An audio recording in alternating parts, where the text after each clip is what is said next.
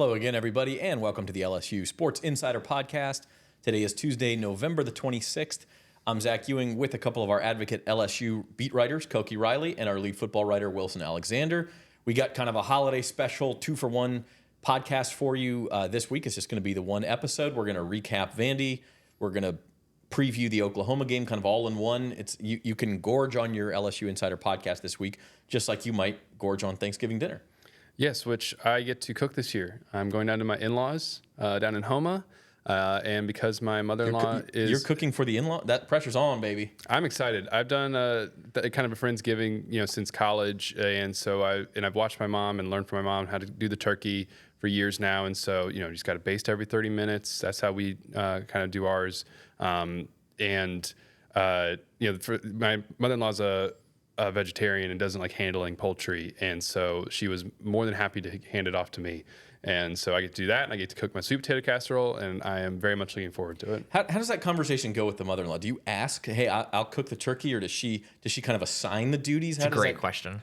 I'm trying to remember how it went, because we decided this months ago, because she kind of made it clear she's like doesn't like doing it, and I was like, well, I'll do it. So she just threw it out there, I don't want to do it, and you picked up the ball. I was happily volunteered myself. All right. Yeah.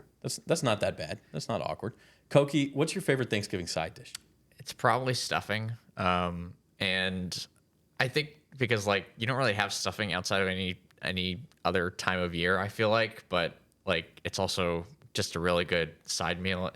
Do you just do general. the box stuffing? Because No. Hand up, man, I like the box stuffing. There's other good stuffings, but it's pretty good. He's visually upset over the steak. You have to make your own cornbread, and then you do it.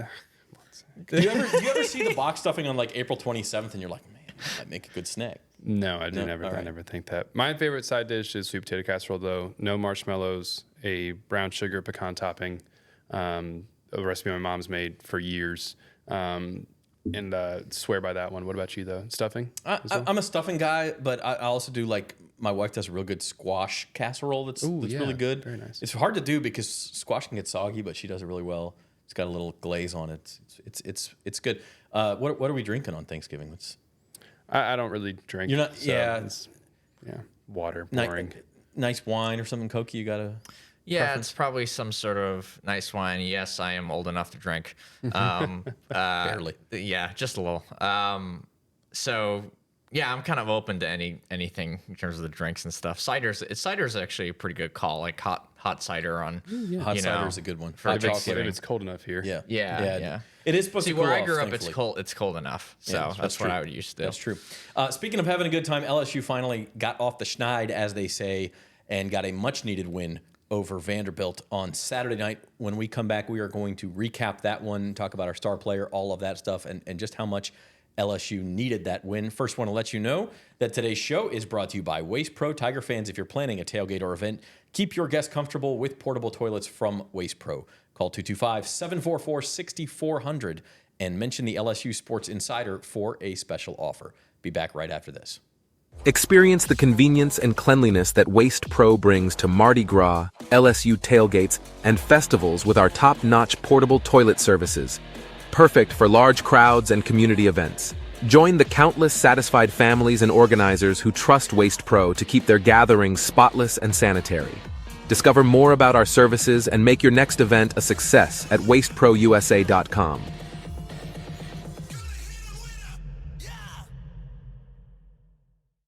There's no better place to parlay than Caesars Sportsbook. Parlay Builder gives you all the game day action from all across the league. Multiple games, legs, and props, all in one spot. It's so quick and easy, you can keep your focus on the games and your nachos. Or if you're focusing on one game, remember, you can place your same-game parlays live during the action. Caesars Sportsbook, the only sportsbook app with Caesars rewards.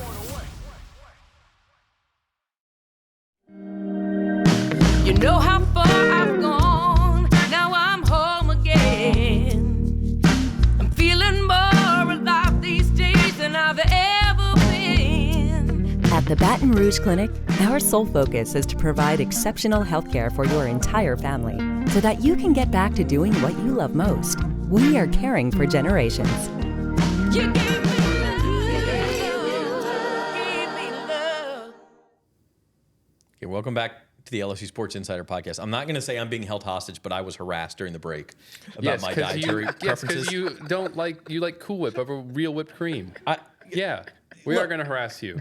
I like what I like. Okay, I put ketchup on my hot dogs too. Sue me. What? Oh well, I don't think there's anything wrong with that. No food shaming. I do that as well. It's great. Anyone who shames someone over that, I don't understand that. You're like from Chicago and you're all hoity-toity about your hot dogs. That's another story. Yeah. Okay. LSU Vandy. Guys, we know we spent last week talking about it. Basically, anything meaningful championship-wise off the table for LSU. But man, that win Saturday night felt cathartic. They needed that. They absolutely did. I mean, you wanted to see this team be in the right headspace again after 3 straight losses. A lot of the conversation was, can Brian Kelly hold this team together? And you saw the leaders buy into what he was saying, guys like Garrett Nussmeier and Will Campbell, Greg Penn, Josh Williams, and get this team kind of back on track from sort of the inside. Use the player leadership to kind of get things going again, and at least not let the season just fall apart. Going into the offseason, if you ended up like 6-6 with, what would that have been, like 5 straight losses to end the regular season, like that would have been really, really bad. It still isn't great. There's a lot of questions about where this program is headed under Brian Kelly, and rightfully so. But at least for one little week, to be able to sort of get back into the right frame of mind as a team in order to go and beat a Vanderbilt team that's better than what they normally are, that was a good sign of at least within this season being able to try to maybe finish this out. Oklahoma's going to be a tough test as well after that Alabama win that they had. That's not a gimme by any stretch of the imagination, but to at least just be able to sort of refocus themselves after 3 straight losses was a good thing last week. Yeah, I thought offensively they played much better in this game. Actually pairing that rushing attack with like a I'd say consistent enough passing attack, efficient enough passing attack. And really the only major issue this offense has sort of shown now for a few weeks, including last week, is the red zone issues, but we'll get into that later. And then defensively, it was solid assignment football, and they did a good job at sort of taking advantage of the fact that they do have the better athletes when it comes to matching up against Vanderbilt's offense, despite the fact that Vanderbilt does do some, tricky stuff. And I think Vanderbilt's rushing numbers were better than I thought they were once you look back at it, but it never felt like they had any sort of control of the game because of that rushing attack. So, I mean, I thought it was a pretty solid, pretty well-rounded performance, and I think they beat them better than that 7-point margin seemed to suggest. Yeah, there was a moment early in that game. LSU goes 3 and out. Vandy scores on the big play. There's some boo birds. You even heard a Fire Kelly chant from the student section. I mean, it was teetering on getting ugly there. And I thought from that point on, LSU played really, really well. And they, like you said, they could have won by more than 7. They had a 1st and goal at the end of the game, taking knees. A few other things like Vandy's last touchdown drive, they got a fake punt 1st down by, a fingernail. They got away with what I thought was intentional grounding. It wasn't called. I mean, there were some things on that drive that helped Vandy get back within a touchdown and keep the game in doubt. But I thought LSU played well. I thought it was a well-rounded game, and especially, and this is going to get us into our star player segment, which is proudly sponsored by Waste Pro. Ensure your tailgate or event is a hit with clean and convenient portable toilets from Waste Pro. Rent yours today. And that's Garrett Nussmeier, and he was 28 of 37 for 337. 337. Only the 1 touchdown, but probably most importantly, no turnovers. He managed that game very well. Brian Kelly also praised how he managed the running game, Wilson. I mean, it's just an all-around solid performance from a guy who needed one. Brian Kelly said that he thought this was Garrett Nussmeier's best game of the year, and managed is the right way to put it. Garrett Nussmeier has so much arm talent that he's never they're going to have the label of game manager, but almost sometimes you want him to be a little bit more of one because of the efficiency and the protection of the football that can maybe come with that kind of label. And he did that in this game while also still generating some of the big explosive plays and making some throws that are, we've come to see from him this year that he can do that not a lot of other people can. The one that comes to mind is right after Vanderbilt makes it 24-17, first play that next drive, he takes a hit as he's throwing the ball and drops one to Kyron Lacey on the sideline for a 20-yard gain. It sort of sparks that drive and lets LSU just drain out the clock there over the last 6 minutes and finally finish a game, which is something they've struggled with multiple times this season. And the other thing was, like you said, the run game. Managing that. Brian Kelly talked a lot this week, or I guess on Monday, about how Garrett managed the run game. that was something that was an element of LSU's issues running the football, was that they were running into bad looks. That's something that Garrett has a hand in controlling. And he was getting the ball out quickly to sort of those easy access throws out on the perimeter to Aaron Anderson quite often. And that was essential for LSU to be able to run into more favorable looks that will allow the offensive line then to not be sort of stacked against itself by having too many defenders in the box. And so he managed that part of the game really, really well, Brian Kelly said, and that was a sort of an element of his development that needed to take place and was a good sign for him moving forward if he can continue to do that. And if he were to come back next year, that's also a good thing to see that that's maybe he's starting to get the hang of that a little bit, though you want to continue to see that here over the next 2 games.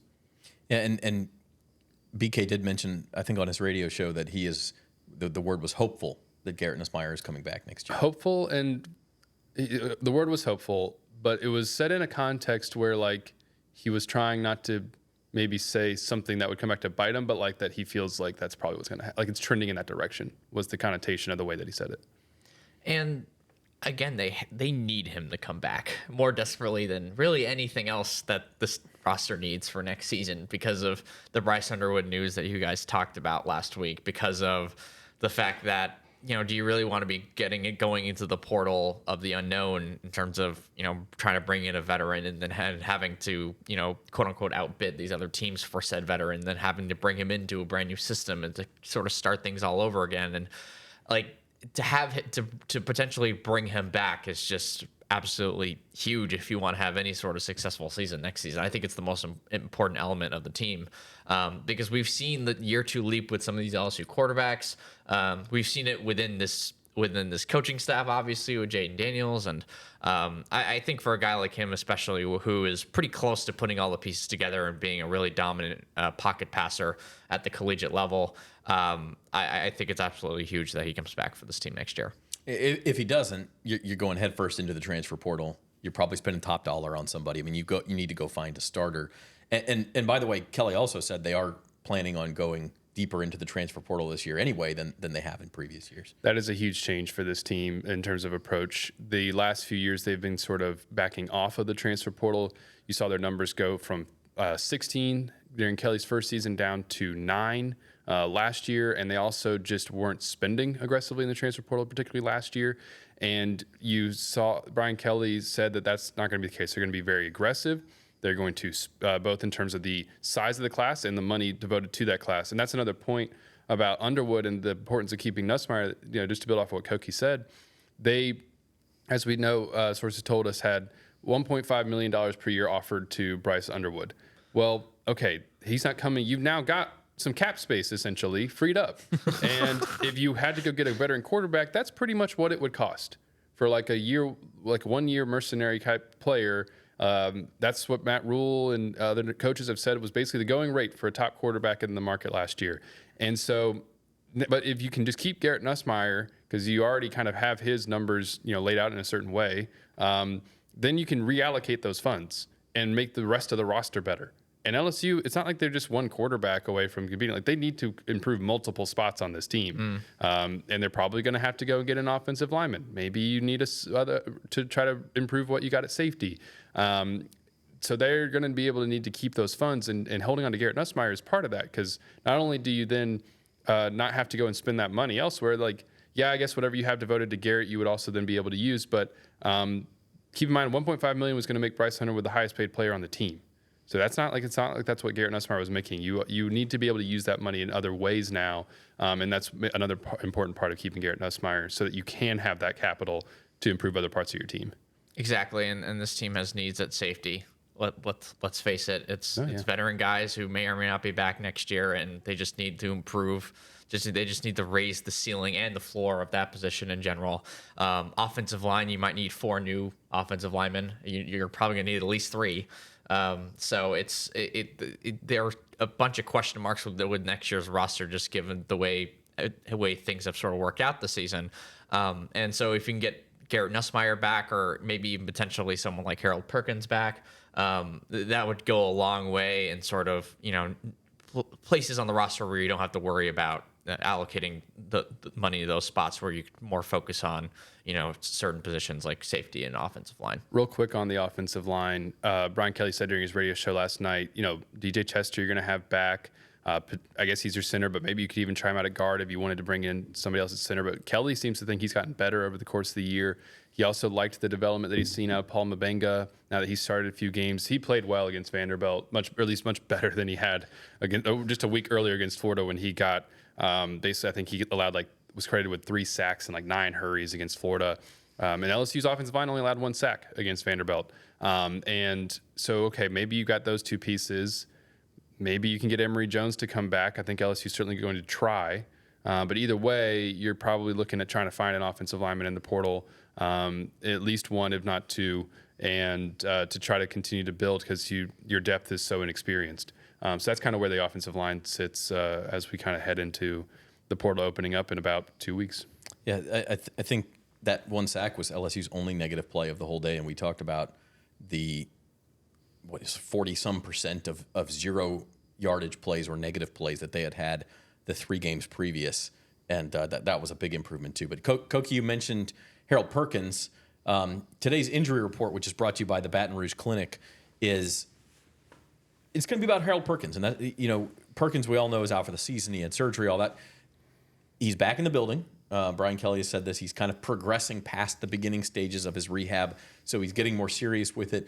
And we talked about this at the time, whether it would be likely he could come back and maybe improve his draft stock, show that he's healthy. He could obviously do that at a pro day as well.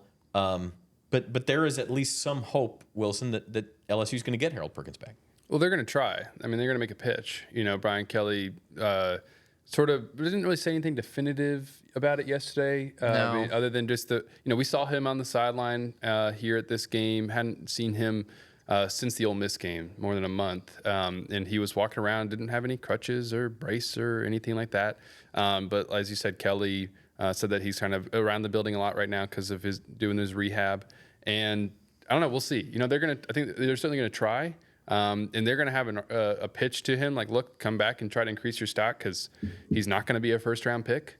I think maybe he could be a top 50 player based on potential because often we see in the draft teams draft based on potential. And his athleticism could entice some people. But, if LSU can sort of make that argument and Harold buys into it, then maybe you do get a player like him back next year. What do you think, Koki? Yeah, it'll be interesting. And I wouldn't, again, this is just speculating here, but would you be shocked if he decided to roll the dice and enter the transfer portal and see if he can come to a place, go to a defense that, maybe builds the system around him a little bit more and there isn't that sort of unevenness of, where do you play Harold Perkins? How do you play him schematically, right? Because this is a question that we've had for 2 years now, and it didn't seem like it was fixed at the beginning of the season. Not saying that he will, not saying, again, I'm not reporting this at all, but I do think it's something that we have to keep in the back of our heads as a potential, as like a third potential possibility. What do you think, Wilson? I mean, I don't know. Nothing would surprise me in college football in 2024. I mean, we've seen stuff like that happen last year. Logan Diggs, LSU running back, instead of going off to the draft or something like that, even though he had a knee injury, he's been out for the year. He ends up transferring to Ole Miss. Not a lot of people saw that one coming. So, I don't know. We'll see kind of what Harold Perkins decides here over the next month or so. And if he comes back, then that's certainly a super athletic piece that you could maybe get back on the defense. And LSU's going to try, and we'll see what Harold Perkins ends up deciding to do. You're going to look pretty good at linebacker if you got him back. Right. Yeah. Even if Greg Penn doesn't come back, well, he can't. He can't come back. No, for sure. Okay. Yeah. So even with Greg Penn not back, you'll have Perkins. You'll have Weeks. You'll have 2 other Weekses. Yeah. I want to see at least one drive next year where it's just all 3 Weeks brothers on the field at once. You almost have a full month out there. Just kidding. Yeah, you need 1 more week so you get a full month. Yeah. All right. Look, it is 2024. The roster buildings we're talking about. NIL dollars like it's a salary cap, and we're talking about re-recruiting play. I mean, every player is a free agent on the roster every single year. That's how college football is. Some are obviously more likely to come back than others, but it's going to be a busy offseason for LSU, and we're looking forward to that. First, they still do have one more regular season game in 2024, obviously a bowl game as well, but we are going to hone in on that Oklahoma game. First, we're going to take our second break. I do want to let you know that today's show is brought to you by the Baton Rouge Clinic, your trusted healthcare provider in the heart of Baton Rouge. Whether you're in need of primary care, specialist services, or urgent care, the Baton Rouge Clinic has you covered with a team of dedicated and experienced professionals. Visit BatonRougeClinic.com to learn more or to schedule your appointment today. The Baton Rouge Clinic, caring for generations. We'll be back right after this and break down LSU versus Oklahoma.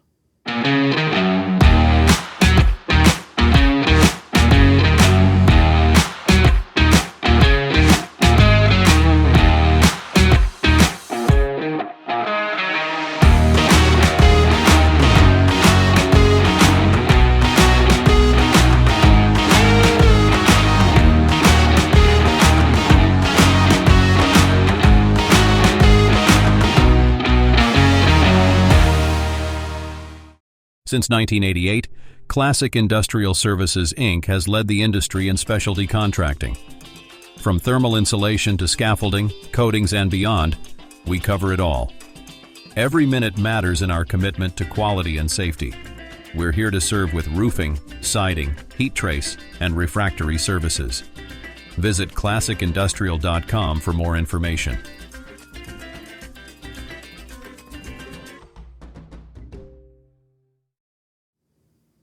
Welcome back into the LSU Sports Insider podcast. Time to turn our attention to LSU's home finale, senior night, all that stuff at Tiger Stadium, 6 o'clock Saturday night, facing the Oklahoma Sooners. First time they've met as SEC rivals, obviously. Oklahoma guys coming off a huge win over Alabama. They were showing the highlights on the Tiger Stadium video board Saturday night, and it got a bigger cheer than I think any single play in the game when everyone kind of realized Oklahoma was running Alabama out of the building. So you can look at this two kind of ways from the Sooners. They've played a very tough schedule. They were getting beat up. They've had injuries. I mean, it looked like they were going to miss a bowl game. They essentially needed to either upset Alabama or come into Tiger Stadium and pull that upset to make a bowl game. So they get that. So you can look at this one of two ways. They figured it out, and they're going to be a total handful for LSU, or they got the big win, they accomplished what they wanted, they avoided disaster, and now they're in for a letdown spot. So it's kind of an interesting mental game, I think, for both teams. Yeah, I don't know what to make of that part of it, really. I mean, because I don't know, the SEC is so chaotic this year. When you think you have a team pegged, you don't. And LSU, it's like, okay, they kind of got back in the right headspace against Vanderbilt, but are they going to be able to maintain that here for a week against Oklahoma? Like you said, for Oklahoma, a big piece of that was them playing at home. That home crowd there that they had that was fantastic. I think it gave them a lot of juice. Now they got to come here to Tiger Stadium, but it's also like it's never a full-throated crowd after Thanksgiving. It's also, it's rivalry week, and we have this historic LSU-Oklahoma rivalry. So I don't really know what all to say. I just don't really know what to make of that element of the game, frankly. I don't know how much it's going to play into things or not. Real quick aside, if you could pick any team, who should LSU play in rivalry week, given the new SEC? I want to say Alabama, but I love that. Obviously Alabama's got all on. You're not but A&M now has Texas. It used to be Arkansas. You could bring back Arkansas and give Oklahoma, Missouri, old Big 8 rivals. Oh, so there has to be a trade-off. We can't just pick a team. I mean, I'm trying to be somewhat realistic here. Okay. I guess Arkansas. I guess that used to be. They did that for a while, and I don't know. It's tough because LSU doesn't have that baked in-state rival, so it's always the one that just sort of gets. Yeah, bring back Tulane. Let's do it. Yeah, Tulane's ranked and LSU's not. If Tulane could maintain its program for another few years, I mean, I'd like to see them play again. It's been a while. Okay, let's begin our breakdown here. When LSU has the ball, we mentioned Garrett Nussmeier. Josh Williams also had his best game of the season. The running game got going. The one point, and you mentioned this, Koki, that LSU didn't seem to have solved was the red zone offense. Yeah, I think LSU was 3 of 5 in terms of scoring opportunities in the red zone. That's just not good enough, quite frankly. And I don't know. I think Brian Kelly kind of hit this on the head a couple weeks ago when it came to the red zone struggles. It was 1, they weren't running the ball well enough, and 2, they had a quarterback who wasn't quite experienced enough and wasn't executing at high enough of a level to make those big plays in those tight spots. Because like it looks like it should be easy to score touchdowns when you're in the red zone, right? Because you're in theory, right? Like you're closer to scoring a touchdown. Shouldn't that be easier? Well, the amount of space that just gets condensed in those spots really sort of heightens the level of execution you need to have in those moments. And they don't really have that in the passing game at the moment, I'd say. But I will say, like, I think they should try to run the ball more in the red zone. And I looked up the stat last night. They only had 5 red zone runs against Vanderbilt this past week, and 2 of those were on the final drive where they just kneed out the clock. So they really only had 3 red zone runs the whole night, which is not a lot. And in terms of fixing your red zone problems, that's probably the easiest and quickest way to do it, because if you can just, bulldoze guys in the run game, then you don't really need that space in the passing game. Problem is, we know how good LSU's been at that, at bulldozing. Yeah, and also like Oklahoma's a really good run defense. Yeah. So just a couple stats in the run. They're 15th in the country in rushing defense, 23rd in point in 5th in the country in tackles for loss. So it's a pretty good run defense, and it seems like it's the strength of that unit, and they're really good at all 3 levels. So there's not really a part of the defense that you can really pick at with that stuff either. Yeah, I mean, gosh, we saw them bottle up Jalen Milroe completely, which has got to be so excruciating for LSU fans to see Jalen Milroe's basically just run over LSU for 2 years. And while he's been a good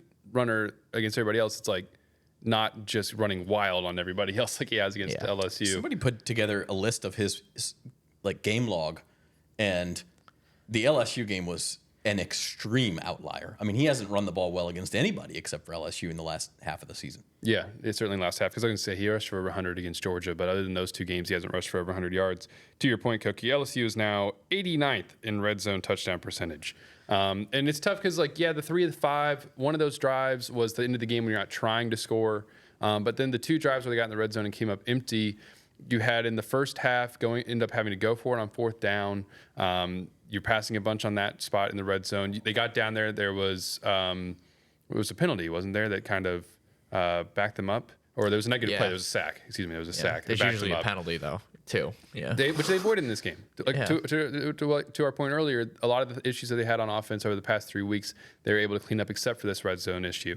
So the other part was, of course, on the other side of the field in the second half. A couple pass plays there. Kyron Lacey drops a contested catch in the end zone, and then Aaron Anderson isn't able to come down with a tight one on the sideline on 3rd down, and you end up having to settle for a field goal with a chance to make that game 28-10 and really just put it away. Yeah. And it was never really close, like you said. Even it didn't really feel like Vanderbilt was close, but you let them still have a chance to get in it there late in the 4th quarter. And so it's going to be vital that LSU actually scores in the red zone, but you can't really hang your hat on them finally figuring it out on the last game of the regular season. If they do, then fantastic, but it's they're going to probably have to generate some more explosive plays, which they did a better job of here against Vanderbilt, and they're just going to have to find a way to score in the red zone. I don't know what it will be, but that is going to be crucial, because Oklahoma's defense is going to make it tough. It's going to be tough to just bulldoze. The LSU's has not been good at that. Maybe the thing that we were talking about with Garrett Nussmeier's management of the run game is going to have to continue to improve. Maybe that can help there too. Also, Josh Williams, one of his touchdowns was from the 20. The other one was from the 21-yard line. Maybe if you can generate some more runs like that, then that'll help you, because you don't even have to worry about trying to execute inside the 10. It's just going to be a lot harder to do that this week against extremely. An Oklahoma team that has dudes on that defensive side of the ball. And Danny Stutzman is a tackling machine. Danny Stutzman at linebacker, Billy Bowman at safety. They have a decent pass rush, not a great one. I think the one thing you might be able to get them at is through the air. Their pass defense I'd say is a clear step down from their rush defense. They're 48th in passing yards allowed, 61st in defensive passing efficiency. They have 180 quarterback pressures, that LSU has 203, just to put that into context. So they're not great against the pass. They're just okay. But it's going to be hard to run the ball on this team. And when, running the ball seems like a solid solution for some of their red zone issues. So, I mean, guys are going to just have to play better in this game in the red zone for them to win, because there's not a lot of clear options. That or start getting really creative again, which is what they kind of did a little bit earlier in the year, but they haven't really gone to that quite as much lately. So got to execute. You just got to execute. Players got to make plays in the red zone. Yeah, Oklahoma's defense has been very tough. It's kept them in a lot of games this year because their offense has struggled. Even the Alabama game was 10-3 at halftime. They played Missouri. I think that game was like 10-9 until it kind of got crazy at the end. South Carolina only scored 9 points. The Auburn game was kind of close and tight. Like that's the kind of game that Oklahoma has played against everybody, and that's probably not a real comfortable game state for LSU. So turn things around when Oklahoma has the ball, and that's why it's incumbent on this LSU defense to kind of keep Oklahoma at bay, because Oklahoma has not scored last week aside, where they get a pick six and they, the game state kind of allowed them to attack Alabama the way they wanted to and control the way they were doing it. Last week aside, Oklahoma has not scored a lot of points in SEC games. And if you let them do that, you could be in trouble. And the one thing obviously that sticks out is Jackson Arnold went for 125 yards, I think, last week on the ground. 131. Was it 130? Yeah, 131. And we all know that's been LSU's weak point, is defending mobile quarterbacks. Brian Kelly said himself on Monday that this is going to be a challenge for LSU because of those issues that they've had defending quarterback run. And Jackson Arnold now over the past 2 games has 42 combined carries. You saw watching that game against Alabama a lot of zone read, or maybe it was midline read, things that were reminiscent of what Texas A&M just shredded LSU with in the second half of that game with Marcel Reed. Now, Jackson Arnold's not as fast as Marcel Reed, but it's stuff that can create undisciplined, actions in the defense, can really stress your eyes, and cause missed assignments. Things that LSU struggled with this season. They did better with those things against Vanderbilt, though. Different style of offense. That was kind of a triple option. But if you're going to be, maybe those same of the. This is the optimistic view. Maybe some of those principles of stopping a zone read type of play, triple option type stuff, maybe that can apply here to Oklahoma and be able to shut down that quarterback run game, and just their run game in general. Because if you can make them unbalanced, they've had a ton of injuries at receiver, and you can probably have some success on the defensive side of the ball. Yeah. Do you want me to give you the pessimistic view? I'm not saying I fully believe this, but it's something that should be noted, and it's pretty simple. It's that Oklahoma's athletes, and Vanderbilt doesn't have the level of athletes that Oklahoma does. Even with Oklahoma's injuries, they still have high 4-star and 5-star dudes, at least formally, on that team, and those are the sort of athletes that have given LSU's defense trouble, especially when it comes to the run game, or even on the flip side of the ball, especially when it comes to defense that are facing LSU's offense. So that's why Florida gave them issues. That's why Alabama gave them issues, obviously. Texas A&M, even USC, like some of these underachieving, high ceiling teams gave LSU issues in part because they had the athletes to match with LSU. And you're going to see that in this game, despite the fact that Oklahoma has a ton of injuries, despite the fact that Jackson Arnold is just really, really poor under pressure as a passer. But I mean, like Brian Kelly said this week, like their offense has changed since they've changed their offensive coordinator. So you're going to see a lot of quarterback run. I mean, Jackson Arnold only threw the ball 11 times last week against Alabama. So you're just going to get kind of the spam button on those QB runs. And if Javonte Barnes is healthy for this game, and he almost played last week, then that kind of gives you an extra element at running back. So it's, if the game script isn't going the right way for LSU, enough could go wrong on that side of the ball with the quarterback run stuff, as we've already seen this season, to create troubles for LSU in this game. We saw the adjustment that LSU made defensively a couple weeks ago, and we suspected that we will see continued in this game is a lot of playing time for freshman linebacker Devon Keys. LSU basically went back to the 4-3 base defense with 3 linebackers and took out the star, which Major Burns had been playing down there close to the line of scrimmage. And so now you have 3 traditional linebackers on the field, and they think Keys is someone who's can still do some coverage stuff outside. Wes Weeks came into the Vanderbilt game and played. That's now his 4th game of the season. LSU wants to keep his red shirt, and so I would not expect to see him in this Oklahoma game, because otherwise you burn that. And so, it's probably going to be a big spot here. You want to have all 3 weeks, brothers. You want to have the month. together on the team. Yeah, exactly. And so I'd expect to see a good bit of Devon Keys again in this game when LSU's going with him, Greg Penn, and Whit Weeks at linebacker. Yeah, it's interesting. Oklahoma's weak point. I'm just looking through some game log stuff here. Their offensive line, they had a couple guys transfer in the offseason. They've also had injuries there, and that has been a severe weak point for the Sooners. They give up 9 sacks to Ole Miss. They give up 9 sacks to South Carolina. They give up 6 sacks to Missouri. They only gave up 1 last week, and it's partly what y'all are talking about. They limited the number of passing attempts, first of all, because pass protection is where that unit has really struggled. But they also just kind of leaned on that running game. They were able to do that because of game state. If Oklahoma does pass, you got to get to Jackson Arnold. You've got to. You mentioned he's poor under pressure. He does take sacks. I mean, those sack numbers are huge. They're giving up like 5 per game in SEC play. You got to get on it. You do. I mean, this is a huge moment for Braden Swinson, for Savion Jones there on the edge. You would like to be able to just continue to lean on those guys. Braden Swinson's been one of your best players. He hasn't had a sack in a minute, but he's still been affecting games. And him and Savion Jones have to be able to get to Jackson Arnold. It's pretty straightforward there. You know, they harassed Diego Pavia a lot. Last week caused him to have to roll out and just throw things away a bunch, even though they didn't actually end up with a sack. And so even if you don't have a sack in this game, you need to be, or 5, 6 sacks in this game, you just got to be able to harass Jackson Arnold and make him make poor decisions. And you only get there if you stop the quarterback run and their running game in general, because, I mean, this team is kind of hopeless on 2nd and 3rd and long. I mean, we've been saying that like a broken record all season, but it's probably more true in this game than any other because all of their receivers are still hurt. And obviously Jackson Arnold has really struggled this season as a drop back passer. I mean, under pressure this season, 42% completion percentage, 3 touchdowns, only 2 picks. He's only thrown 2 picks. He's only thrown like 3 picks this season. Part of that's because he hasn't played in every single game they've played. He lost his job at one point to Michael Hawkins Jr., who's also a mobile quarterback in case they bring him in too. So it's LSU would never be caught by surprise by a mobile quarterback coming in. Never. The thing about that though is like it wouldn't change the style of game. That's true. Yeah. But to your point, I think Jackson Arnold doesn't throw picks in part because he hangs on to the ball. And I misspoke. It was Texas who got him 6 times. Missouri game was 3 times. But the scoop and score at the end of the game was a Jackson Arnold sack fumble. He will hang on to the ball. He will turn it over. So, he's fumbled the ball away 9 times. Got to get after him. Yeah, he's fumbled it away 9 times. And that can change games. So that's our breakdown of when Oklahoma has the ball.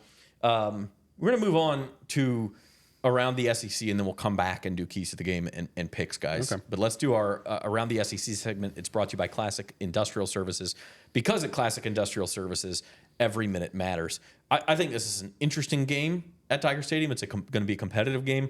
It really has nothing to do with the SEC at large. That picture actually cleared up. I was almost disappointed that we don't have this tiebreaker chaos going on. Georgia's already in. They don't play a conference game this week. They got Georgia Tech. They're already in the SEC championship game, and they'll face the winner of Texas versus Texas A&M. So it's all cut and dry. That Texas A&M game is going to be so wonderfully toxic. I can't wait to watch that.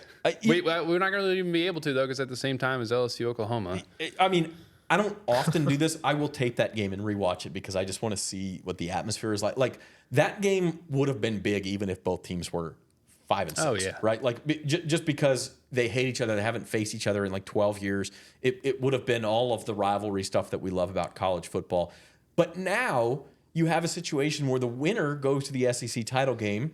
The winner is not necessarily in the playoff. I think probably in Texas' case, they would be in. A&M might have to go on and win the SEC title game. But certainly your dreams are still alive. And the loser, certainly in A&M's case, and maybe even in Texas' case, because their schedule's been so bad, the loser's done. So you have everything everything on the line, and all of the rivalry stuff. It's just going to be, it's the game of the year. Yeah, it's going to be absolute madness. And, this past week, if we want to talk about the madness that happened this past week in terms of the games and the results, we already mentioned Alabama losing to Oklahoma, but like Texas A&M, who we've just been talking about, lost in 4 overtimes to Auburn because I don't know who that was. The tight end just dropped the ball inexplicably in the end zone on the second 2-point conversion. And then the third upset, Ole Miss losing to Florida on the road. Like Florida all of a sudden is like this juggernaut. And DJ Lagway is very, very good. And Billy Napier, by the way, has gone from hot seat to like dark horse SEC Coach of the Year candidate. I don't think he'll win it, but I mean, he's done a really good job. He has, keeping that team together after such a bad start and all these questions about his job security. And they've improved throughout the year. That's what you want to see, especially if you're Florida in that situation where you're like, okay, you're not going to accomplish anything this season, but they needed to get better throughout the year and have some confidence around them going into the offseason. And now you do as Florida. And, mainly because of Lagway. I mean, you talk to those Florida beat writers there we did at the LSU game, and they're saying like, this guy might be the best one who's ever come through here. And they've had some very good quarterback play. And so over the years, and so, Florida's going to be maybe something to be more reckoned with next season. And then they obviously dash Ole Miss's hopes. Ole Miss is, went all in on this roster, was talking about their older players like Jackson Dart were talking about like the last dance. And then they came up short, and they're, I would think by all intents and purposes eliminated from playoff contention. I hesitate to say completely just because We've seen so much chaos, but I mean, they have some good wins, especially the Georgia win, but they have some bad losses against teams with, it's Kentucky's only SEC win, right? Is that Ole Miss? Yeah. Yeah. And, I mean, I think their record, and I think the teams that they've lost against, their combined record is now 17-16. And so on the year, and so really a disappointing season for Lane Kiffin and Ole Miss after what they came into the year expecting to accomplish. I mean, they beat themselves in that game in every possible way humanly possible. The last couple minutes were just it was unbelievable. It was hard to watch, even as someone who, as a neutral, it was hard to watch Jackson Dart just almost forget how to play the throw into the triple coverage in the end zone was just. You just can't make that. You just can't do that. Real questions about just the coaching and at two of those upset losses. Like if you're Alabama, it's inexplicable to lose 24-3 in a game like that, where you just had to stop the run basically, and you're on the precipice of making the playoffs as long as you win these next two games, and then with Ole Miss, it's like. They just shot themselves in the foot time and time, and dropped passes, like failed conversions on 4th and 1. Like it was just over and over and over and over again. So many opportunities to just take a foothold in that game. They just didn't take any of them. One theme we have seen throughout this SEC season, it's always hard to win on the road in the SEC. It has been devastatingly hard to win on the road in the SEC. When we saw Alabama, Texas A&M, and Ole Miss all go on the road this week and all lose games they dearly needed. And speaking of which, the other big game from a CFP perspective is Tennessee at Vanderbilt. Tennessee, the path's opened up to them. If they win, it certainly looks like they have a CFP spot waiting for them. Yeah. But they've got to beat Vandy. If let's say Tennessee wins, which SEC team at 9-3? South Carolina if they were to beat Clemson, Alabama if they were to beat Auburn, Ole Miss if they were to beat Mississippi State. I think Missouri if they were to beat Arkansas, but they're probably not the choice here. But which of those 9-3 teams do you think could sneak into the playoff? I like South Carolina. It might be South Carolina. I don't want to rule out Ole Miss because they have the Georgia win. South Carolina has head-to-head losses against each of the other two, though, Alabama and Ole Miss. That's true, but South Carolina doesn't have like a loss to Kentucky, or to Oklahoma. Or Vandy. and yes, they have 3 losses, but in one of those games it was a very close game on the road against Alabama, and the other game was the LSU game where they didn't have their starting quarterback for half the game. So you could argue that if they have slightly better luck, then they win one of those 2 games, and they're just a 2-loss team, and they're in the playoff right now. So like I'm just saying, like there is a case for them. I didn't think there was, but after this past week, I think there's a chance. We see pollsters such as yourself, Koki, and the CFP ranking is everything. They will give precedence to what happens late in the season. And Carolina is obviously playing well if they top that off with a win against Clemson. And that's on the road. You may be right about that. And just the other thing, one last point about the overall SEC is like, this is why you don't give out automatic bids to conferences, like 4 automatic bids to a conference. This is why they should not be doing that in the college football playoff, because you have years like this where the SEC is mostly full of average or good teams, but maybe doesn't have an elite team, and they're all beating up on each other, and you don't deserve probably to have 4 teams in the college football playoff. The SEC might end up with 3, and that's maybe what it should be, because yes, it's hard to go and win on the road in the SEC. It is very hard. This is a tough league, but the results on the field matter. And if you just have a bunch of teams with 3 losses, we'll see how everything else shakes out because that shapes the conversation. If there's also a ton of like 3-loss, 2-loss teams, then maybe you can have that argument more. But where things stand at the moment, the SEC doesn't really. I don't think it deserves to have 4 teams in. There's not a 4th team that has shown it needs to be in the playoff. The one thing I do want to add to that, even though I agree with pretty much everything you just said, is that we're going to see how good the SEC really is as a conference during in this playoff era. You know, this isn't just like a 4-team era where one team sneaks in and maybe they lose a close game to Michigan, like what happened last year with Alabama, right? This is, you're going to have at least 3 of these teams in. But if by the end of the road we get an all SEC championship game, which isn't impossible, or at least the eventual national champion is an SEC team, then it's hard to argue that it's still not the best conference. And some of those first round games too, like if Tennessee plays Indiana or Penn State in the first round, and they whip them. I was not saying that it's not the best conference. Yeah, I'm saying that a team like these 1-loss teams, Indiana, was talked about so much last week. Indiana has 1 loss.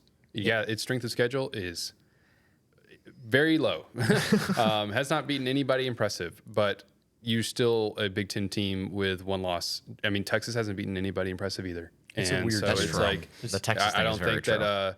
If we're having that conversation about Indiana, you should say the same thing about Texas. The brand doesn't need to make a difference there. We're all of a sudden at a point, not just in the SEC, but around the country, it's kind of hard to find 12 worthy teams.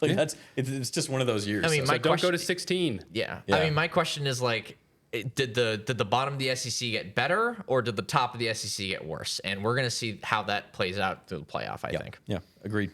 Today's episode of the LSU Sports Insider is brought to you by Classic Industrial Services, proudly serving Louisiana and the entire United States with metal siding and roofing, thermal insulation services, industrial and commercial coatings, and much more. From large capital projects to commercial projects or your small quick response needs, Classic Industrial is your go-to for quality and safety. They're not just about business, they're a proud community partner, supporting local initiatives and helping build a stronger Baton Rouge.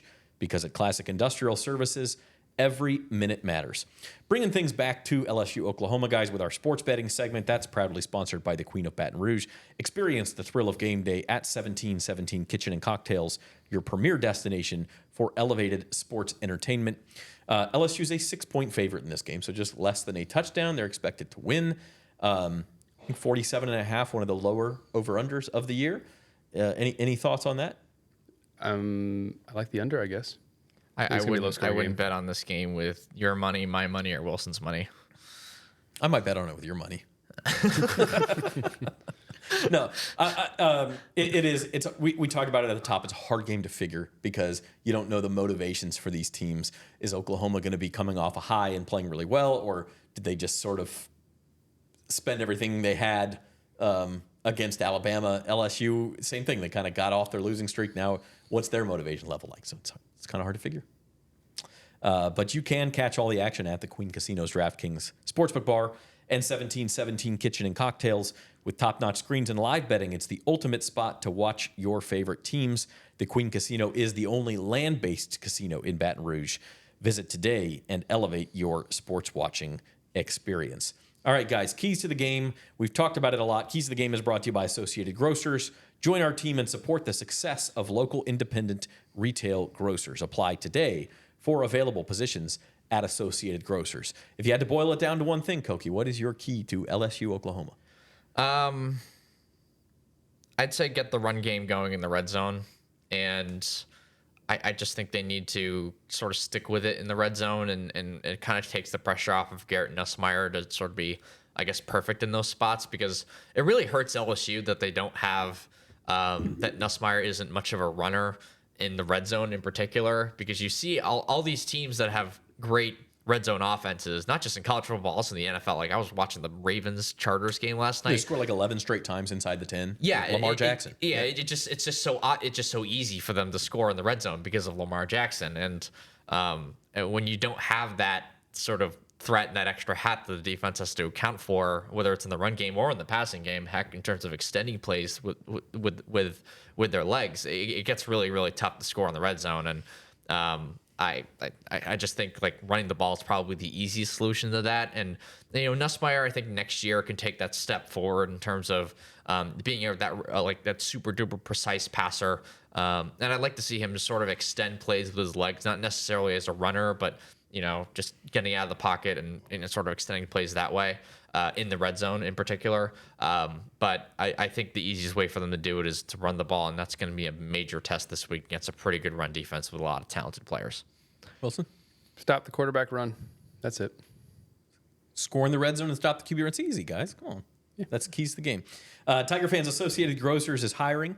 Join a team committed to the success of independent retail grocers. Apply today at Associated Grocers and be part of something great. Okay, jumbo episode today, Thanksgiving meal style episode today. Let's wrap it up with our Tigers versus Sooners predictions.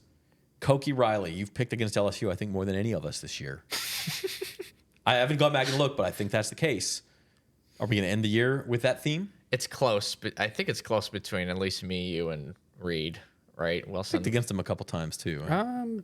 I'm not sure. I think because I came into the year thinking they go 9-3, and so I've tried to keep my picks close to that projection, and not just sort of waver throughout the year too much. And so I think that I have mostly picked them to finish close to that. And obviously, so I don't think I picked against them as much as you have now. Okay. I'm picking against them again. I'm going Oklahoma 21 and LSU 17. I mean, I at least theorized a lot of the reasons already, but I just feel like the athletes that Oklahoma has and compare that to sort of the potential weaknesses that LSU has as a roster in general. Like, it's not a good matchup. Probably honestly on both sides of the ball, but especially with Oklahoma's offense against LSU's defense, considering how much Oklahoma's going to stick with the quarterback run in this game. I've got LSU winning 24-20. I think it's the same score I picked for LSU Vandy. You were pretty close. Yeah. And I think, those issues in the red zone aren't just going to go away. But I think part of it being at home field helps here. That Oklahoma game last week seemed like they got a big boost from playing at home. Now they got to come on the road. I think that's going to make a difference in this game. And the other part of it is, it was nice seeing that LSU wasn't letting this season fall apart on them against Vanderbilt. And so if they're still in the right headspace, I think they've got plenty of athletes to be able to match up. If they can execute at a high level, then I just don't know that Oklahoma is going to be able to maintain that kind of offensive performance for another week here. Because you take out that interception that they had for a pick six, they only scored 17 points, even playing at home and dominating the game the way that they did. And so I think that LSU, as long as Nussmeier can protect the football the way he did against Vanderbilt, I like LSU to win a close game. I had LSU winning 27-17 last week, so I was between your score and my score, we nailed it. I was just praying for inexplicably kick a field goal instead of taking a knee at the end, and I nailed it. I think I've referenced this a couple times. I think Oklahoma played its absolute Super Bowl last week. They were coming off a bye. It was their home game. It was a chance to get bowl eligible, kind of their first signature SEC win. They went all out to get it, and they got it. They played great. I just think it's a huge letdown spot for Oklahoma. LSU less so because they're at home, because it's their last home game. They get to send some seniors out, that sort of thing. And like you said, Wilson, Oklahoma's offense looked a lot better last week on paper than it really is. A lot of it's game state. A lot of it is having the lead and being able to dictate what you want to do. If LSU gets out to a lead in this game, I think they control it. I've got 28-17 Tigers. All right. So that's our story, and we're sticking to it. We will see you Saturday night. Subscribe to the LSU Sports at NOLA.com YouTube channel, and tell your friends about it. Leave in the comments your pick and all of that good stuff. Our producer is Miss Alex Lee. She does a great job. Thanks to her. And for Koki Riley and Wilson Alexander, I'm Zach Ewing. This has been the LSU Sports Insider.